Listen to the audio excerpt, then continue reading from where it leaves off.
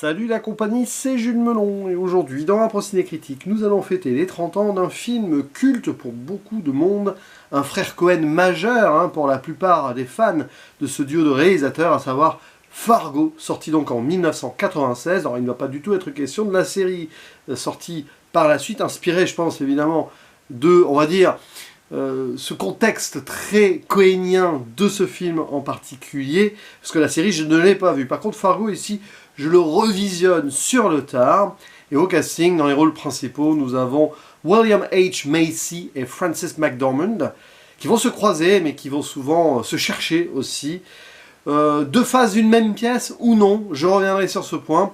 On retrouve aussi dans le rôle des gangsters Steve Buscemi et Peter Stormare, très différents l'un l'autre aussi, et formant un duo assez atypique. La présence aussi de Harvey Presnell qui joue le beau-père du personnage principal. On reconnaîtra aussi John Carroll Lynch, l'époux de Marge, le personnage de Frances McDormand, et d'autres personnages voilà, qui apparaissent ici ou ailleurs. Steve Park aussi, qu'on reconnaît, et même José Feliciano qui joue son propre rôle de chanteur, et un caméo de Bruce Campbell, et ouais, dans un soap opéra qu'on voit à la télé, ce qui rappelle évidemment que Sam Raimi et les frères Cohen ont beaucoup de points communs dans leur cinéma. Ils ont presque débuté ensemble indirectement, Mort sur le grill, j'en ai parlé il y a quelques temps, parce qu'ils avaient écrit ce film pour Sam Raimi. Et c'est vrai que quand tu vois ce film-là, tu sais qu'après, Sam Raimi en fera un, je crois en 98, qui sera pas trop éloigné, j'en ai parlé sur la chaîne il y a quelques mois. Alors, précision très importante. Parce que cette vidéo-là va être difficile à faire d'une certaine manière, et j'appréhendais indirectement aussi cette relecture de Fargo, parce que mon premier visionnage avait été désastreux. Enfin, j'en attendais beaucoup. À une époque où les frères Cohen, moi j'aimais, voilà, surtout Oh Brother, qui est un des films de mon adolescence, enfin, fin d'adolescence pour le coup, et dont je parlerai probablement bientôt. Big Lebowski évidemment, je pense que j'en avais vu au moins un ou deux autres, mais en tout cas, ayant évidemment eu vent de la réputation de Fargo, quand je l'ai découvert un peu sur le tas, dans les années 2000, ouais, fin des années 2000 ou milieu des années 2000, forcément j'en espérais beaucoup plus que ce que j'avais eu à l'époque. J'étais passé à côté. Voilà, j'étais resté très distant. Donc le revoyant là, en ayant quand même parcouru largement la filmographie du duo, il me manque pas mal de leurs films des années 2000 encore, je me disais que j'allais avoir la lumière. C'est pas si évident que ça. Voilà, ce revisionnage a été bien meilleur et beaucoup plus intense, mais à pas mal de moments, je suis aussi resté à côté, mais je vois l'idée et je comprends pourquoi aussi, dans la tonalité et dans l'approche même de ce cinéma. Bon, petit synopsis quand même pour celles et ceux qui ignorent un peu ce qu'est Fargo le film. On va suivre, pour faire simple, une sorte de concessionnaire responsable commercial, financier, on ne sait pas trop, là, joué par William H. Macy, qui a des problèmes d'argent et qui cherche à les régler, d'abord de façon naturelle, en demandant voilà, à son beau-père riche de lui prêter une certaine somme, mais ce dernier le méprise. On voit que le mariage n'a pas été trop apprécié par le papa, voilà, un peu capitaliste quand même. Il l'a fait probablement contre bonne fortune, bon cœur, mauvaise fortune, bon cœur, en laissant sa fille, voilà, parce qu'elle l'aimait, mais non, il veut pas aider son beau-fils. Alors du coup, le beau-fils, il va être pris dans un engrenage, et va essayer de fomenter un faux enlèvement, un faux kidnapping de sa propre épouse, en prenant contact avec un garagiste qui l'envoie vers un autre, qui va en fait contacter deux truands, clairement, qui sont pas très tendres, qui donc vont récupérer l'épouse, et après il va y avoir tout un jeu là-dessus, pour que Jerry récupère du pognon sur cela, par un montage, etc. Donc il va essayer de tirer profit de ce capitalisme qui l'a mis dans une situation catastrophe, mais par la violence, par le crime. Donc il met le pied dans l'engrenage, et en effet l'engrenage derrière va être infernal, entre ironie de comédie noire, côté absurde, et le destin ou le hasard, c'est très cohénien tout ça. La spirale criminelle va faire qu'il va y avoir beaucoup de cadavres qui vont être jonchés sur le chemin de ce, ouais, on va le dire, ouais, j'ai pas le mot, mais vous voyez ce que je veux dire, de ce montage, de cette arnaque, voilà. Et Jerry va se retrouver complètement paumé là-dedans, et donc malgré lui, de façon fatalement responsable, qui c'est qui va se mêler de l'enquête? Bah, une policière de Brainerd, qui est vraiment un coin paumé dans le Minnesota, là, qui est la ville de ce bûcheron, de ce personnage folklorique, là. Et par son décalage absolu, c'est une femme très simple, je reviendrai sur ce point, c'est une femme du Minnesota. Elle va donc s'intéresser à l'enquête, parce qu'elle découvre des cadavres, en fait, à un moment, qui ont été mis là. Et elle va devoir régler un peu l'affaire sans vouloir vraiment le faire, en fait, parce qu'elle ne sait pas ce qui se passe derrière, et de fil en aiguille, de hasard en absurdité, elle va se rapprocher de la vérité. Et Jerry, lui, va se rapprocher de son propre enfer. En plus, Jerry, voilà, avec son épouse, il a un enfant, on voit, adolescent, qui se cherche un peu, qui préfère aller au McDo avec ses potes plutôt que de manger avec sa famille, des trucs bêtes, hein, aller voir des matchs de hockey. Et c'est un film qui s'inscrit dans une banalité routinière de vie simple, au pluriel, hein, les vies simples, dans ce Minnesota qui est ancré dans ce qu'on appelle, vous savez, cette expression, alors c'est très américain, il y a un contexte très américain là-dessus, le Minnesota Nice, c'est-à-dire la gentillesse du Minnesota, où il y a des gens, en fait, voilà, ils sont considérés comme affables, sympathiques, mais aussi un peu distants émotionnellement, jouant beaucoup sur voilà, le côté réservé et doux, mais aussi sur l'euphémisme pour éviter les confrontations, voilà. Et on le voit là, il y a un petit côté qui va faire qu'on va rentrer dans du pain sans rire aussi, d'un humour noir très frère Cohen. Et parfois, c'est tellement marqué que oui, sur certaines scènes, on a du mal à embarquer, mais il faut être dans l'ambiance. Et c'est vrai qu'à certains moments, j'étais là en mode, j'y arrive pas. Et puis sur certaines scènes, je dis, ah oui, là oui. Puis c'est la mise en scène qui me fait rentrer dans le film, en fait, qui m'a fait apprécier le film un peu plus, beaucoup plus au final, hein, que la première fois. Ordre de grandeur et d'idées, même si les notes, je commence un petit peu à en avoir marre, mais on continue à répertorier sur Sens Critique et surtout Letterboxd. J'avais mis 5 sur 10 la première fois, vous vous rendez compte? Là, je remonte à 7. Mais ça ne veut rien dire, c'est pour moi pas un chef-d'œuvre, mais par contre, ça grandit. Et je vois l'intensité derrière, et je comprends pourquoi les gens en font, on va dire, l'un des, peut-être même l'œuvre majeure des frères Cohen. C'est le plus cohénien de tous les frères Cohen, parce qu'il est charnière déjà, c'est très important ça. Il y a eu Blood Simple, 100% avant notamment, qui marquait déjà quelque chose. C'est un peu la version beaucoup plus brute, frontale de ce Fargo. L'idée que l'argent va mener à la perte des gens et le crime, tout ça. Et puis, quelque part, c'est aussi avant des films. Alors, Big Lebowski a quand même un non-héros un peu ordinaire, perdu dans un engrenage criminel absurde, parce que c'est ça, autrement. J'aime beaucoup plus Big Lebowski, peut-être pour l'aspect plus urbain, plus brutal du mal états-unien aussi, c'est intéressant. Et c'est aussi une déclinaison beaucoup plus amusante de ce qu'ils feront par la suite, un No Country for Old Men, qui là, pour le coup, sera purement dans la violence froide. Qu'on la voit, la violence jaillir là, dans des paysages immenses, non pas enneigés, mais plus western désertique, avec une réflexion sur le hasard et le mal qui s'imprègne aussi de ce hasard. Donc c'est intéressant de voir Fargo là, qui est pile entre, vraiment, voilà, on peut le dire, hein, 100% et No Country for Old Men, et qui voit comment ils regardent leur États-Unis. Un États-Unis simple ici, de gens banals, qui malgré tout vont être embarqués dans une vie criminelle. Et quand je disais que Jerry, le personnage de William H. Macy, et Marge, celui de Francis McDormand, étaient deux faces de la même pièce, c'est vraiment ça. Il y en a une, elle reste totalement dans la moralité, dans le droit chemin, c'est la policière, tout ça, voilà. Et Jerry qui bascule. Mais ce sont deux personnages simples, qui ont une famille, on voit leur vie intérieure vite fait. Alors Marge, elle est enceinte, elle va être parent, voilà, et Jerry avec son épouse, son enfant. Mais parfois ça brille quand ça ne va pas, et quand il y a l'argent qui se mêle à tout ça. Jerry, lui, il est dans l'argent, il est dans le domaine de l'argent, par le beau-père, par son boulot.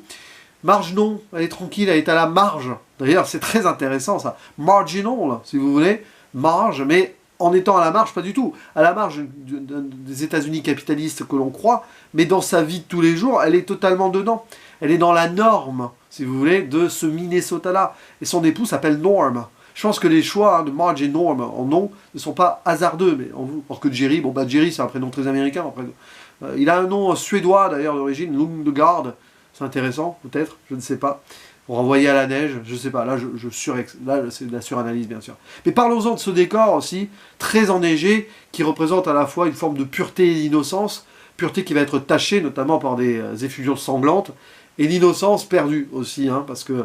Et j'aime bien, voilà, quand je parlais de la mise en scène, c'est que parfois on les voit, ces personnages, isolés, avec des plans larges, que ce soit eux-mêmes dans la neige ou dans la voiture aussi qui est dans la neige, ou dans leur voiture aussi d'ailleurs. Il y a une scène qui est marquante là-dessus, c'est quand Jerry perd le contrôle, entre guillemets, on le voit, il commence à paniquer, et il va récupérer sa voiture qui est perdue dans la neige, et il va devoir s'acharner sur le pare-brise, là, avec le grattoir, là, et on le sent. Un grattoir qui va être intéressant, parce que plus tard, il va servir j'allais dire de pioche ou de pelle pour creuser un truc pour un des criminels. Bon, je reste vague, comme quoi c'est assez amusant. On essaie de creuser dans la pureté aussi, on essaie de s'acharner dessus pour y masquer parfois son propre mal-être ou la corruption. Et derrière, voilà, après c'est un film de personnages, et parfois ça passe ou ça casse. Jerry ou Marge, d'accord, selon les scènes, le beau-père dégueulasse, mais parce que très capitaliste, donc il pense qu'à lui, c'est l'individualisme absolu. Voilà, et le duo de criminels, alors Steve Buscemi est exceptionnel évidemment, et évidemment la grande dichotomie entre lui et Peter Stormare qui est très mutique, mais qui est très cruel et violent aussi, et les deux ne peuvent pas s'entendre, ils sont pas du tout faits pareil, et forcément ça fonctionne pas. Et quand Stormare, donc le personnage de Wade, pas Wade, pardon, Gere, qui a un nom aussi très... Il est suédois, d'ailleurs c'est très amusant ça, parce que c'est un acteur suédois, Stormare, il a un nom plus ou moins suédois aussi dans le film, et Jerry Lundgaard aussi, c'est marrant ça, c'est presque un hasard ou pas. Peut-être pas de hasard dans le film, même si ça joue sur les hasards. Mais bon, évidemment, entre Carl, le malfrat un peu plus américain, old school, et l'autre plus mutique, venu d'ailleurs, plus froid, c'est forcé qu'il va y avoir des problèmes. Il va y avoir des... Oui, c'est presque d'ailleurs... Oui, c'est là où on est dans la comédie noire. Puis après, ça se déroule. Il y a beaucoup d'autres personnages secondaires, mais les principaux, je les ai mentionnés là. Donc c'est une réflexion sur le mal états-unien, quand l'argent se mêle à des vies simples, ou quand justement ça devient compliqué, que ça sort de de l'existence paisible qu'ils peuvent avoir. Pour Jerry, il cherche à rembourser des trucs. Si son beau-père avait été juste sympa, en plus pour le bien de la famille, il avait réglé les dettes, ou du moins temporairement, ben, il n'y aurait pas eu de film. Hein, voilà, ça aussi, c'est assez terrible quand on y pense. S'il avait vraiment aimé son épouse, il aurait aidé le mari, forcément, mais non. Spoiler, donc pour ceux qui s'avancent. Bon, après, c'est une effusion de sang très vite, hein, où le duo de criminels va s'en prendre à un policier, puis après, terrible cette voiture dans la nuit qui avance, là. C'est très plan américain sur la route. Hein. C'est pas lynchien, mais bon, le cinéma de Cohen des Cohen et de Lynch, parfois, peuvent se recroiser. Voilà, parfois. Vous prenez Barton Fink, qui est un peu lynchien sur certains points. Big Lebowski a tendance à virer vers un pré-Mulholland Drive sur certaines choses. J'en avais parlé, hein, quand j'avais fait, je crois, Mulholland Drive, ou Big Lebowski, ou les deux, je ne sais plus. Peu importe. Et là, il y a cette route, là, et puis cette voiture, c'est des passants là, qui sont témoins. Le hasard de l'absurdité fait que ils ont tué un flic qui les a arrêtés là, parce que problème de plaque d'immatriculation, ça n'a aucun sens, mais c'est comme ça. Hein. Quand c'est pas un feu qui ne marche pas, c'est ça. Et puis les passants qui passent, qui voient le flic tué, donc on va tuer les passants. Et c'est là que Marge va intervenir. Et vous voyez, c'est ça. Hein. C'est la réaction en chaîne derrière qui va les mener à leur perte, et Jerry à sa perte, par définition. Ils vont se réfugier dans une sorte de motel, là. Il y a la télé qui marche pas, ça les énerve. Il y a Carl qui s'en va, qui va avoir un rendez-vous manqué avec le beau-père, il va le tuer, échange de coups, blessé à la mâchoire, il va cacher de l'argent. Voilà. Et puis après, il y a son comparse évidemment qui va s'en prendre à lui, une mort brutale d'ailleurs, hein, avec fondu au noir. Tout ça s'engraine, et Jerry lui s'empêtre, avec des gangsters aussi, j'en ai pas parlé, qui aiment beaucoup les prostituées, ça va les perdre aussi, ça va laisser des traces, hein, notamment pour remonter vers eux. Plein de trucs comme ça, Marge qui va interroger Jerry qui est complètement pas du tout à l'aise, qui va se faire avoir, à un moment il y a une scène mais absolument exquise il s'en va pour essayer de voir s'il n'y a pas une voiture qui manque, mais en fait il se barre, mais il file de façon très maladroite, il n'y a aucune discrétion, elle le voit partir dans la voiture avec cette expression qu'elle a là, for Pete's sake, what the fuck, elle dit pas ça, justement elle a ce côté Minnesota Nice où elle dit for Pete's sake, c'est même pas for Christ's sake, il y a cet euphémisme là, d'en parler aussi un peu politiquement correct, avec un recul des choses, et elle représente cette idée-là, et j'adore, parce qu'il y a beaucoup d'expressions qu'elle a, notamment avec son pote flic, là, qui est toujours en train de répéter « yeah, yeah », enfin, il y a ce franc-parler ou pas, justement, où on choisit des mots. On choisit les mots, et ça fait presque faux, mais c'est vrai pour eux.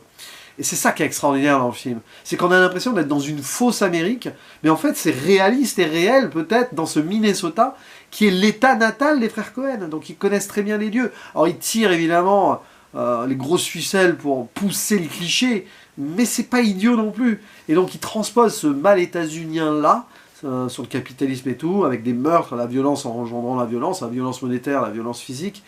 Il les transpose aussi dans un endroit où normalement tout est pur, tout est calme, mais pas du tout. Ça peut être un repère aussi pour se ranger et jouer sur les codes pour mieux passer inaperçu. C'est ça qui est fort aussi dans ce film. Voilà, c'est pour ça que c'est intéressant aussi. Il y a cette dichotomie de plusieurs Amériques qui s'entrechoquent, et pourtant. Puis arrivé au bout, bon, un spoiler, on est toujours dedans, mais on va pas non plus dérouler toute l'intrigue. Marge finit par, arrêter le méchant criminel qui a tué son pote, qui le met dans le broyeur, là. Et elle ne le tue pas, hein, elle lui tire dans la jambe. Il y a cette morale-là, elle refuse d'aller dans le crime. Elle va pas tuer gratuitement pour arrêter. Elle sait, elle calcule, elle va le mener à la justice. Et il y a cette réflexion finale qui est tellement naïve, mais qui est tellement drôle aussi. Mais c'est terriblement drôle, en fait. C'est tristement drôle aussi, où elle dit hein, tout ça pour une poignée de billets. Hein. Mais pourquoi? Je comprends pas. Pourtant, voilà, la vie est belle autour, c'est une belle journée. Alors qu'elle a arrêté le gars mutique. Donc c'est intéressant d'ailleurs que ce soit le mutique là, qui récupère ses mots, parce que lui, il réagit pas. Voilà, on sait pas trop ce qu'il pense. Et elle est là dans l'incompréhension absolue. Dans un monde, pourtant elle est flic, elle sait qu'il y a du crime et tout, mais alors là, à ce point-là, oh la vache. Et ce qui est encore plus fort, et c'est pour ça que la fin est brillante, hein. Vraiment elle est brillante, elle remet en perspective beaucoup de choses. La fin où elle retrouve son mari, il y a une discussion mais totalement banale autour de timbre là, où il est déçu parce qu'il n'est pas sur le timbre le plus vendu, mais elle dit ah mais je suis fier de toi, t'es quand même là, t'as été choisi même si c'est pour le 3 centimes, je sais pas quoi là, tu l'as, je t'aime et oh je t'aime et puis dans 2 mois on sera parents et c'est beau et c'est magnifique. Ils sont là dans leur chambre face caméra en regardant peut-être la télé et tout et c'est beau en fait, c'est simple life. Voilà, c'est passionnant ça parce qu'on a l'impression que les frères Cohen veulent revenir ici à une idée de pureté américaine de base dans le côté rural et tout. C'est des réalisateurs très américains, hein, mais qui n'aiment pas cette Amérique corruption, capitalisme qui met en voilà, qui brise des rêves peut-être aussi. On voit aussi dans Barton Fink, enfin, il y a beaucoup de choses très intéressantes dans ce cinéma-là. Je vais faire un spoiler, mais c'est quand même bien Fargo. Hein. C'est très bien et en parler avec vous comme ça un peu pêle-mêle. Bah ça, oui, j'aurais envie de le revoir. Et je pense que je peux toujours le remonter. Certes, ce ne sera pas mon Cohen préféré, parce que peut-être que si je l'avais découvert à l'époque aussi, avant O Brother, avant Big Lebowski, mais j'étais passé à côté. Je ne sais pas pourquoi. À moins que j'avais, je sais pas, parce que j'avais Canal Plus et tout, je sais pas, je n'étais pas tombé dessus. Pourtant, j'aurais pu. D'ailleurs, à un moment, j'ai pensé, c'est sorti la même année, Une nuit en enfer, il y a une scène avec l'otage là, hors champ. Voilà. Si vous voyez, hein, ça c'est le début d'Une nuit en enfer, c'est plutôt vers la fin de ce film, où il y a des parallèles qui sont faits, comment réduire au silence, de façon un peu absurde, et ça les met dans la panade potentiellement avec un duo de gangsters. Et c'est vrai qu'Une nuit en enfer que j'ai évoqué il y a quelques semaines, là, il y a ça en parallèle, et c'est sorti la même année, et c'est un hasard, parce qu'évidemment les films ne se sont pas concertés.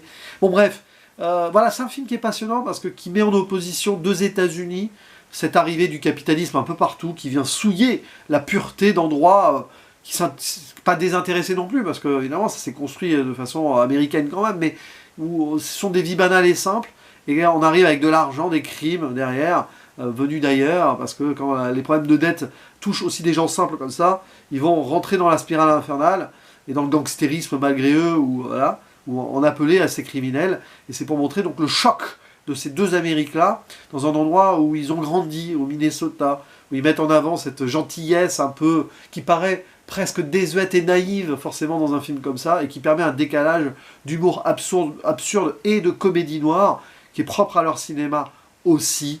Voilà, cette idée de croire que il y a une forme d'innocence. Dans Brother, plus tard, ce sera intéressant aussi de questionner cela autrement, dans un contexte social beaucoup plus dur, hein, pour le coup, avec la ségrégation, etc.